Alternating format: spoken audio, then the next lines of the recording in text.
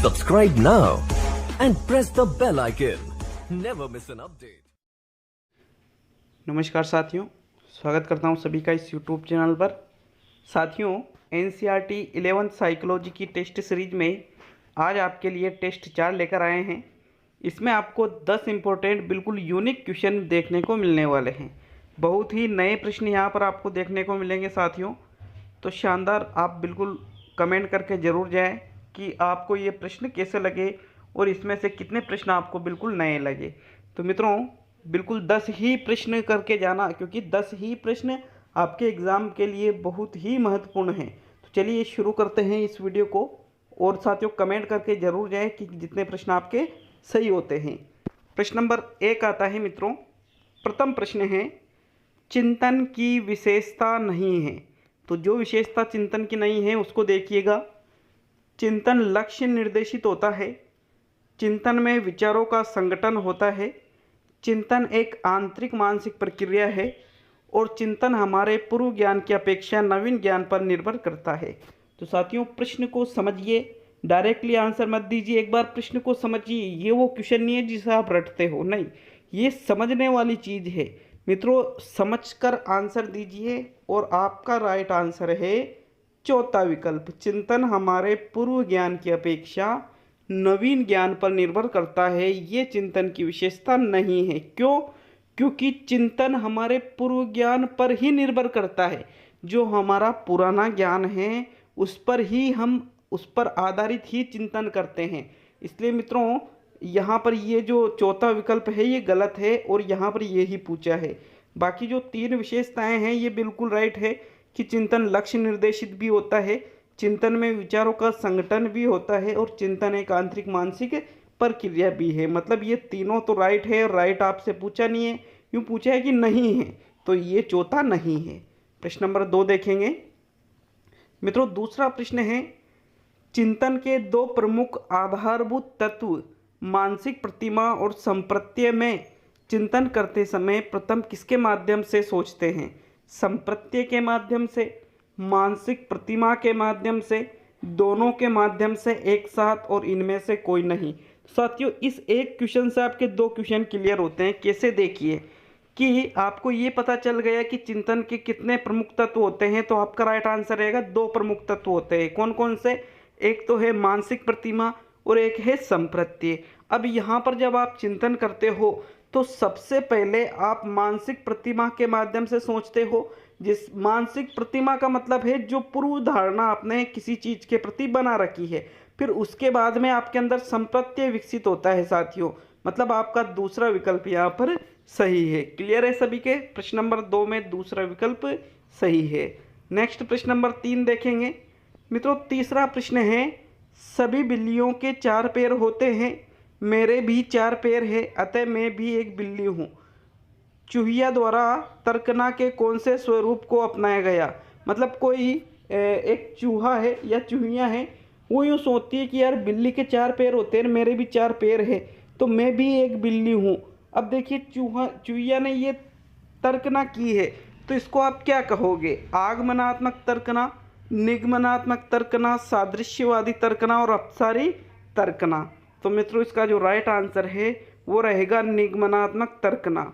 निगमनात्मक तर्कना में सामान्य से विशिष्ट की ओर बढ़ा जाता है। सामान्य से विशिष्ट की ओर मतलब दिए गए जो तथ्य है उनके आधार पर निष्कर्ष निकाला जाता है। अब यहाँ पर उसके पास तथ्य क्या थे कि 4 पैर मेरे भी है, 4 पैर बिल्लियों के भी होते हैं, मतलब मैं भी बिल्ली हूँ। तो यह दिए गए तथ्यों से नया निष्कर्ष निकाला, मतलब ये निगमनात्मक तर्कना है साथियों। ठीक है, आपका दूसरा विकल्प यहाँ पर सही रहेगा। प्रश्न नंबर 4 देखेंगे। चौथा प्रश्न है, अभिप्रेरणा चक्र का सही स्वरूप है। सबसे पहले आवश्यकता उत्पन्न होती है, फिर अंतर्नोद, फिर उद्वेलन की कमी, फिर लक्ष्य निर्दिष्ट व्यवहार, फिर उद्वेलन और फिर उपलब्धि। दूसरा विकल्प है उद्वेलन की कमी सबसे पहले, फिर आवश्यकता, फिर अंतर्नोद, फिर उद्वेलन, लक्ष्य निर्दिष्ट व्यवहार और फिर उपलब्धि। तीसरा विकल्प है उद्वेलन की कमी, अंतर्नोद, आवश्यकता, उद्वेलन, लक्ष्य निर्दिष्ट व्यवहार और फिर उपलब्धि। और चौथा और अंतिम विकल्प है आवश्यकता, अंतर्नोद, उद्वेलन, उद्वेलन की कमी, लक्ष्य निर्दिष्ट व्यवहार और अंत में उपलब्धि। तो यहाँ पर अभिप्रेरणा चक्र का सही स्वरूप आपको यहाँ पर बताना है। और मित्रों इसका सही स्वरूप आता है विकल्प नंबर 2 कि व्यक्ति के अंदर सबसे पहले उद्वेलन की कमी आती है जिससे उसे आवश्यकता महसूस होती है, जिसके कारण अंतर्नोद उत्पन्न होता है, अंतर्नोद से उद्वेलन उत्पन्न होता है, उद्वेलन से लक्ष्य निर्दिष्ट व्यवहार होता है और सबसे अंत में उपलब्धि होती है। तो मित्रों ये अभिप्रेरणा चक्र का सही स्वरूप माना जाएगा। यहाँ पर आपका दूसरा विकल्प सही है। अगर किसी को लगता है कि इसका प्रथम विकल्प सही है तो मित्रों वो गलत है, आप बुक में देख लीजिएगा। प्रश्न नंबर 5 देखेंगे। 5वां प्रश्न है, निम्न में से जैविक अभिप्रेरक नहीं है? भूख, प्यास, जिज्ञासा और कामुकता। तो साथियों यहाँ पर देखिए, वैसे तो आपके सामने 2 ऐसे विकल्प है जिनको आप चुन सकते हो, लेकिन उन दोनों में से भी आपको श्रेष्ठ विकल्प चुनना है। तो साथियों जो जिज्ञासा अभिप्रेरक है ये जैविक अभिप्रेरक नहीं है, ये अर्जित अभिप्रेरक माना जाता है मित्रों। ठीक है, तीसरा विकल्प यहाँ पर सही है। बाकी जैविक अभिप्रेरक का मतलब क्या है कि वह अभिप्रेरक जो जीवित रहने के लिए आवश्यक हो। वैसे भूख तो बिल्कुल जैविक है, प्यास भी जैविक है, लेकिन जो कामुकता है इसको जैविक के अंतर्गत तो माना जाता है, लेकिन जरूरी नहीं है कि भाई कामुकता की पूर्ति अगर नहीं होती है तो व्यक्ति जीवित ही नहीं रह पाएगा। फिर भी मित्रों यहाँ जिज्ञासा जो है वो बिल्कुल अर्जित में आ जाएगी और कामुकता को जैविक में भी रखा जाता है, इसलिए आप चौथा विकल्प न करके यहाँ पर तीसरा विकल्प अगर लगाते हो तो वो ज़्यादा बेटर रहेगा। मतलब यहाँ पर आपका तीसरा आंसर सही है। नेक्स्ट प्रश्न की ओर बढ़ेंगे मित्रों। प्रश्न नंबर 6, शक्ति अभिप्रेरक के बारे में किसने बताया? मैस्लो, जेम्स लेंगे, डेविड मैकक्लेलैंड और रासुबेल। तो मित्रों शक्ति अभिप्रेरक के बारे में बताने वाले थे डेविड मैकक्लेलैंड। इन्होंने ही शक्ति अभिप्रेरक के बारे में बताया था। यहाँ पर आपका तीसरा विकल्प बिल्कुल राइट है साथियों। ठीक है, प्रश्न नंबर 7 देखेंगे मित्रों। 7वां प्रश्न है, केनन-बार्ड सिद्धांत के अनुसार संवेगों की सारी अनुक्रिया की मध्यस्थता द्वारा की जाती है। किसके द्वारा की जाती है? चेतक के द्वारा, अधश्चेतक के द्वारा, उपवलकुटीय तंत्र के द्वारा और वलकुट के द्वारा। मित्रों ये जो चारों प्रकार है ये हमारे शरीर की जो तंत्रिकाएं हैं उनसे संबंधित चीज़ें हैं ये। तो यहाँ पर इसका राइट आंसर है चेतक के द्वारा। देखिए जो केनन-बार्ड सिद्धांत है मैंने आपको कल भी बताया, कल जेम्स लेंगे सिद्धांत के बारे में बताया था। जेम्स लेंगे सिद्धांत भी संवेगों से संबंधित है और जो केनन-बार्ड सिद्धांत है वो भी संवेगों से संबंधित है। और इसमें इन्होंने जो संवेगों की जितनी भी अनुक्रियाएं हैं उसकी मध्यस्थता चेतक के द्वारा की जाती है, ऐसा इस सिद्धांत में इन्होंने बताया है। केनन-बार्ड सिद्धांत के अनुसार ये कहा गया है। मतलब यहाँ पर आपका प्रथम विकल्प सही है साथियों। ठीक है, यहाँ पर 7वें प्रश्न में प्रथम विकल्प। तो मित्रों कमेंट करके जाए कि टेस्ट आपको कैसा लगा, और चैनल पे बिल्कुल नए हो, चैनल को सब्सक्राइब नहीं कर रखा है तो चैनल को सब्सक्राइब जरूर कर दे साथियों, ताकि वीडियो के नोटिफिकेशन आप तक पहुँच सके मित्रों। अगला प्रश्न देखेंगे, प्रश्न नंबर 8। 8वां प्रश्न आता है मित्रों, किसी विशेष लक्ष्य की ओर निर्दिष्ट सतत व्यवहार की प्रक्रिया जो किन्हीं अंतर्नोद शक्तियों का नतीजा होती है को कहा जाता है?